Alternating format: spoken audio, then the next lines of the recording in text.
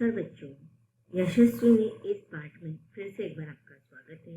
आज हम किस लिए इस पाठ्य पुस्तक से पाठ क्रमांक 20 पढ़ने जा रहे हैं, जिसका शीर्षक है यशस्विनी। यशस्विनी इस पाठ का यह सेशन क्रमांक 2 है। यशस्विनी का अर्थ होता है कि यश प्राप्त करना, सफलता प्राप्त करना। तो यहाँ इस कविता में कवयित्री ने नारी की यशस्विता होने का वर्णन किया है। सब लोग पाठ्य पुस्तक निकालेंगे। पाठ्य पुस्तक के द्वारा हम इस कविता के अगले काव्यांश को पढ़ेंगे और समझेंगे। कविता की अगली पंक्तियां हैं। क्या दादी नानी चाची माँ बस यह बनकर है रहने को, निर्जीव नहीं वह नारी है, उसे टेरेसा बन जीने दो, उसे इंदिरा बन जीने दो। हाँ तोड़ो उस बेड़ी को जरा जिसमें नफरत की कड़ियाँ हैं, फिर पंखों को खुल जाने दो, उसे कल्पना बन जीने दो, उसे लता बन जीने दो। पग नुपुर कंगन हार नहीं, तुम विद्या से श्रृंगार करो, तुम खुद अपना सम्मान करो, अपना नारित्व स्वीकार करो। अब देखिए, कविता के पहले 2 काव्यांश को हमने इसके पहले सेशन में विस्तार से पढ़ा है। अब कविता के अगले काव्यांश को हम पढ़ेंगे और समझेंगे। मत उसके नभ को छीनो तुम, मत तोड़ो उसके सपनों को, वह दान दया की वस्तु नहीं, वह जीव नहीं, वह नारी है। अब देखिए, कविता के पहले 2 पंक्तियों को पढ़ने के बाद जब हम आगे कविता को समझेंगे, उससे पहले हम कुछ बातों पर चर्चा कर लेते हैं कि समाज में देखो हमेशा लिंग भेद दिखाई देता है। तो वह कहीं ना कहीं आज हमें कम दिखाई दे रहा है, लेकिन बहुत स्थानों पर यह लिंग भेद दिखाई देता है, तो वह मिटाना बहुत आवश्यक है। अब क्यों ये लिंग भेद दिखाई देता है, क्या परिणाम होते हैं इसके? दुष्परिणाम होते हैं ना समाज पर। समाज में अभी भी जो लिंग भेद व्याप्त है उसे मिटाना जरूरी है, क्योंकि बेटा और बेटी दोनों एक समान ही होते हैं। बेटियां भी अच्छी विद्या पाकर राष्ट्र का विकास कर सकती है और अपने विकास में भी वो योगदान दे सकती है। इसके बाद भी स्त्री पुरुष के विभेद किया जा रहा है, जो हमेशा स्त्रियों पर अन्यायकारक ही होता है।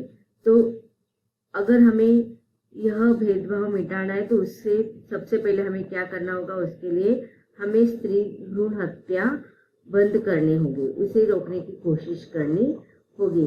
लड़कियों की शिक्षा पर विशेष ध्यान देना हमें चाहिए। लड़कियों की शिक्षा के लिए उसे प्रोत्साहित करना चाहिए। बेटा बेटी को एक समान बताने का प्रयास करना चाहिए। अब देखिए, समाज में आज भी हमें पुरुष और स्त्रियों के बीच में भेदभाव दिखाई देते हैं कि विशेषता बहुत सारे स्थानों पर स्त्रियों को पुरुष अपने सेविका के रूप में मानते हैं।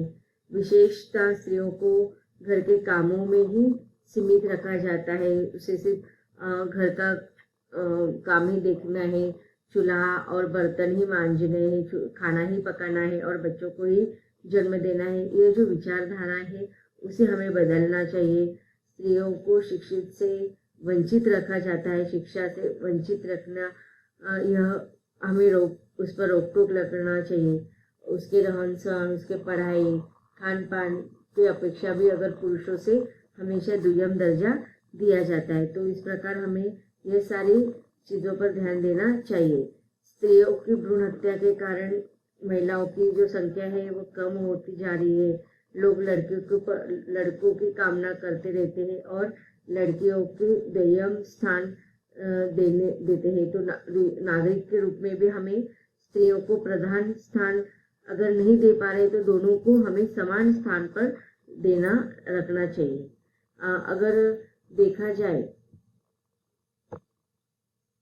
बाल विवाह, दहेज प्रथा, भ्रूण हत्या, ये सारी सामाजिक कुरीतियां हैं। आज समाज में इसके प्रमाण कम हो चुके हैं, लेकिन आज भी बहुत सारे ऐसे स्थान हैं जहाँ पर यह कुरीतियां, सामाजिक कुरीतियां दिखाई देते हैं। स्त्रियों को जबरदस्ती बाल विवाह के लिए तैयार की जाती है। दहेज प्रथा के कारण दहेज न देने पर ससुराल की तरफ से स्त्रियों की हत्या कर दी जाती है। तो ये सारी सामाजिक कुरीतियां हमें रोकनी चाहिए। कविता की अगली पंक्तियों में कवयित्री कहती है कि क्या दादी नानी चाची माँ बस यह कहकर ही रहने को निर्जीव नहीं, वह नारी है, उसे टेरेसा बन जीने दो, उसे इंदिरा बन जीने दो।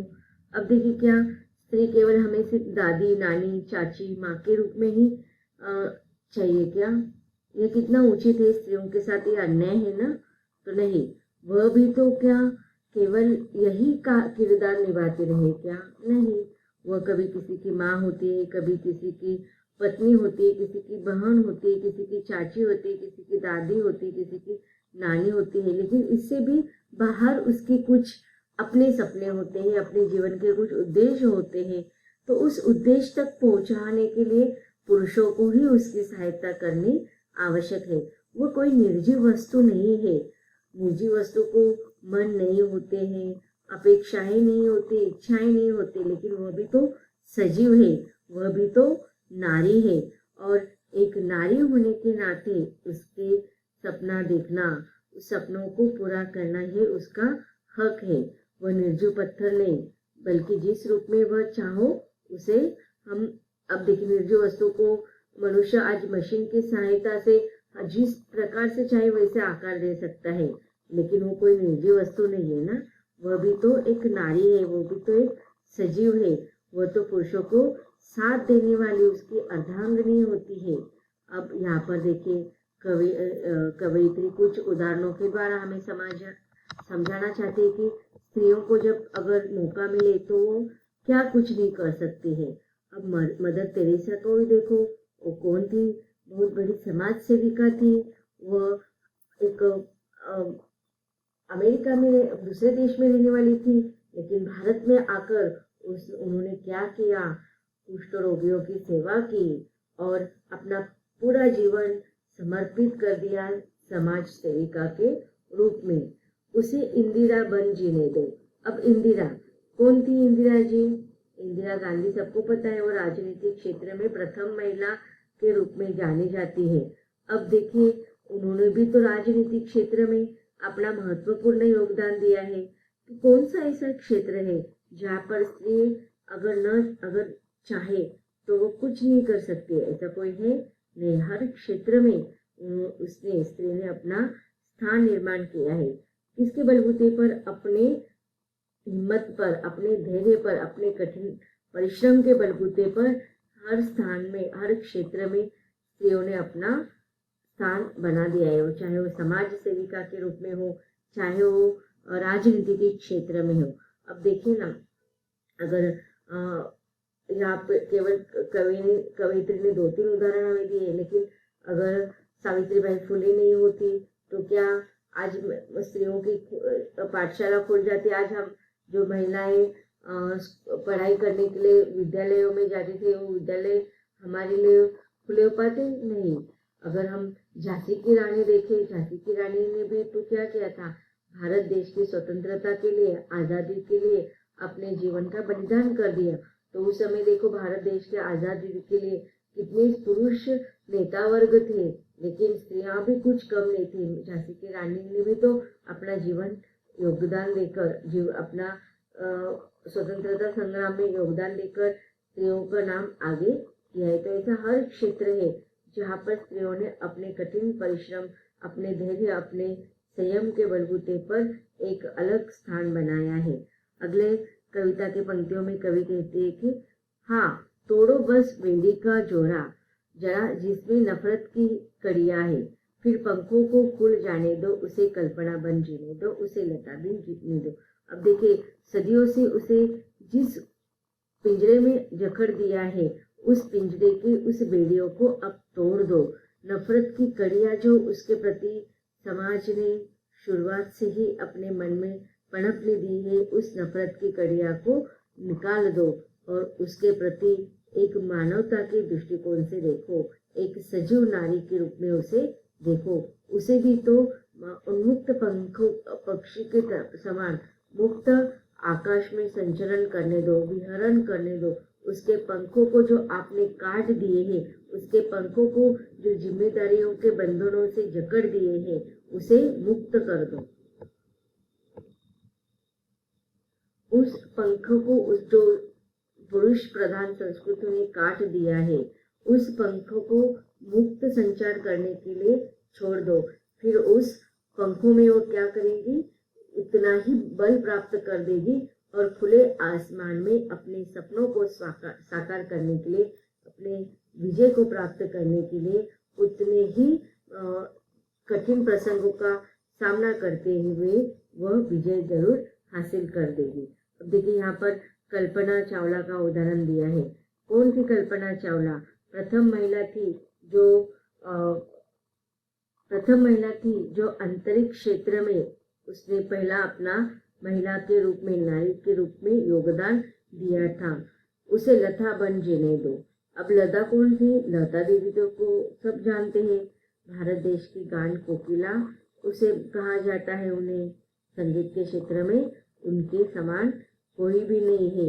आज अनेक गायकों के, पुरुष प्रधान गायकों के बीच में वह केवल मात्र एक लता दीदी है जो गान कोकिला के रूप में जानी जाती है। तो स्त्रियों को अगर मौका मिले तो वह हर क्षेत्र में आगे आ सकती है।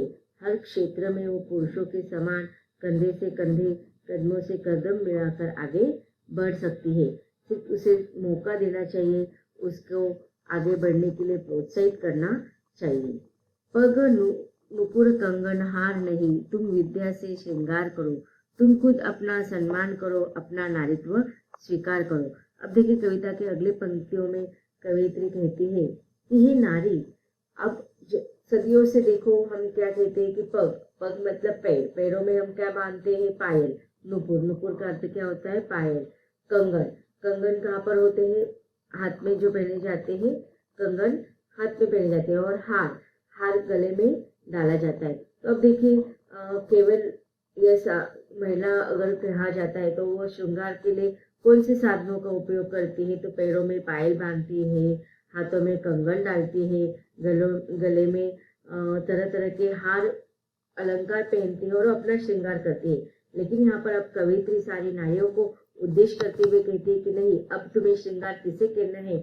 अब तुम्हें इन गहनों से तुम्हें अपने आपका श्रृंगार नहीं करना है, तो बल्कि अब तुम्हें विद्या से तुम्हें सुसज्जित होना है, श्रृंगार करना है।